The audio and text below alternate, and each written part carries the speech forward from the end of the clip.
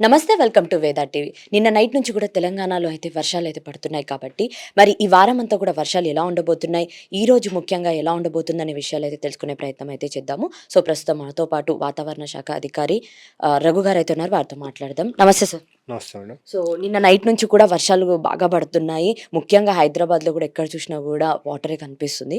So, ఈ రోజు ఎలా ఉండబోతుంది?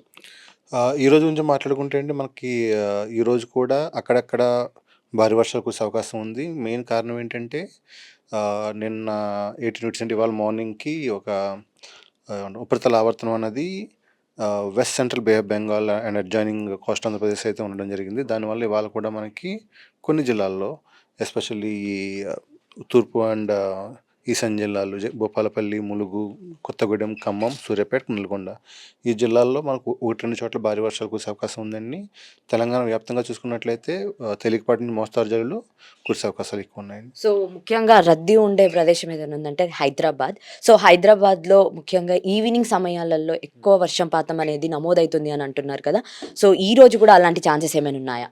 అంటే నిన్న చూసుకున్నట్లయితే మనకండి అంటే మా లెక్కల ప్రకారం హయత్ నగర్‌లో అత్యధికంగా 83 సెంటీమీటర్ల వర్షం జరిగింది. మిగతా అన్ని చోట్ల కూడా మోస్తరు వర్షాలు కురిసాయండి. నిన్న యాక్చువల్‌గా మనకి ఇక్కడ థండర్‌స్టార్మ్ యాక్టివిటీ ఏదైతే ఉందో అది నిన్న కొంచెం ఎక్కువగా ఉంది. ఇవాళ థండర్‌స్టార్మ్ యాక్టివిటీ ఎక్కువగా లేదు కాబట్టి మోస్తరు వర్షాలకి ఎక్కువ అవకాశాలున్నాయి. సో, ఇవాళైతే ఎక్కువ భారీ వర్షాలకైతే అవకాశం లేదండి. ఓకే. సో, నెక్స్ట్ వచ్చే డేసెస్‌లో కూడా ఈ వీక్ మొత్తం కూడా ఎలా ఉండబోతుంది? ఆహ్, వచ్చే 4, 5 రోజుల నుంచి మనం మాట్లాడుకున్నట్లే ముఖ్యంగా మనకి ఎంటైర్ తెలంగాణలో అయితే తేలికపాటి మోస్తరు జల్లులే ఎక్కువగా మనకు కురిసే అవకాశాలున్నాయండి. ఆ తరువాత కొంచెం 8, 9 తారీఖుల్లో ఒక లో ప్రెషర్ సిస్టము వచ్చే అవకాశాలు కనిపిస్తూ ఉన్నాయి. అది గనక మనకి తెలంగాణ వైపు ప్రయాణిస్తే మాత్రం ఇక్కడ కొంచెం వర్షాలుండే అవకాశం లేదంటే ఆహ్లాదకరంగానే ఉంటుందండి వాతావరణం. ఓకే. అంటే ఈ మధ్య కాలాలలో మనం చూసినా కూడా ఎక్కువ సమయం కూడా ఈవినింగ్ టైమ్స్‌లలోనే ఎక్కువ మనకి కనిపిస్తుంది.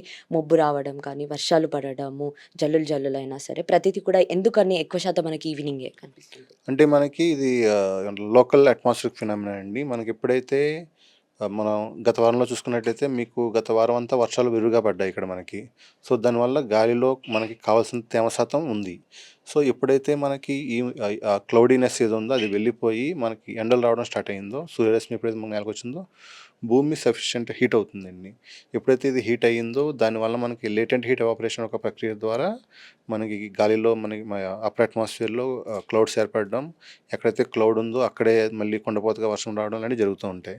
ఇది కంప్లీట్‌లీ లోకల్ ఫినామినా. నిన్న మొన్న చూసుకున్న వర్షాలు మనకు ఇలాంటి వల్లే. అది ఎలా ఉంటుందంటే మీకు ఒక 10, 15 నిమిషాలు జల్లులొస్తాయి. తర్వాత మళ్ళీ ఆగిపోతాయి. మళ్ళీ ఎండొస్తుంది. మళ్ళీ ఒక 3 అవర్స్, 4 అవర్స్ తర్వాత దానికి సఫిషియెంట్ మాయిశ్చర్ అండ్ ఎనర్జీ వస్తుంది.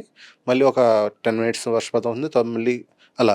ఇదేంటంటే మనకి ఇంటర్మీడియట్ రైన్స్ అంటాం. ఇలాగే మనకి ఉండే అవకాశాలు ఎక్కువ ఉంటాయండి దీనివల్ల. సో, దీనివల్ల మనకు అంటే గ్రౌండ్ వాటర్ లెవెల్స్ పెరిగే అవకాశాలేమైనా ఉంటాయా? అండ్ వన్ మోర్ థింగ్, ఇప్పుడు ముఖ్యంగా గూడా వర్షాలు లేవు, సరిగ్గా పంటలు గూడా పండడం లేదు అని చెప్పి కూడా అటు రైతులు సఫిషియంట్ వాటర్ లేదు అని అంటున్నారు కదా!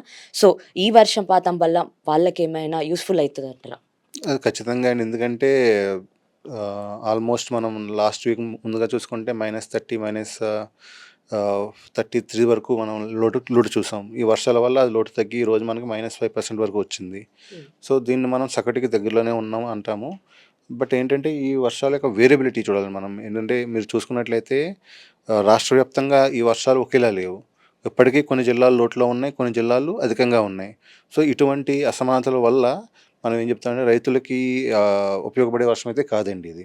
ఓకే. మనకెలా ఉంటుందంటే మాన్సూన్ ఋతుపవనాలు అంటే ఒకసారి సెట్ అయిన తర్వాత మనకి కంటిన్యూయస్‌గా ఒక ముసురు వాతావరణం ఒక 10 రోజులు అలా ఉండి వర్షం పడుతుంది. అది కూడా మీకు పంటకి అనుగుణంగా పడుతుందండి. ఆ కాలంలో ఉండే వర్షాలు కాకుండానే. సో, దీనివల్ల ఏంటంటే ఇప్పుడున్న వర్షాలు అలా కాదండి. మనకి పంట ఎప్పుడైతే మనం సోయింగ్ చేస్తామో ఆ టైంలో ఎటువంటి వర్షం లేదు. హ్మ్. ఆ తర్వాత పంట ఎప్పుడైతే ఇప్పుడు మనకి పంట ఎదిగే దశ. ఈ టైంలో ఎక్కువ వర్షం వస్తుంది. ఇప్పుడు మనకి నీరు నిలవకూడదండి. ఈ టైంలో ఎక్కువ వస్తుంది. ఇది రైతులకు ఉపయోగపడే వర్షం కాదిది. So, they have to drain out entire water from the fields. So, ఇలాంటి ఏమంటాం అకాల వర్షాలు ఎక్కువ ఉన్న కారణంగా రైతులకు ఉపయోగం లేదు. స్టిల్ మేము చెప్పేది అదే అండి ఇప్పటికి కూడాని. వర్షాలు ఉంటాయి. బట్ ఏంటంటే ఇలాంటివి ఇటువంటి ఏమంటాం అకాల వర్షాలు. సో, దీనివల్ల ఇబ్బందులైతే ఉంటాయి. సో, అందుకే నీటి ఎద్దడిని తట్టుకునే పంటలే మనం ఎక్కువ ప్రోత్సహిస్తున్నాం ఈసారి కూడా. Okay. Thank you. Thank you అండి.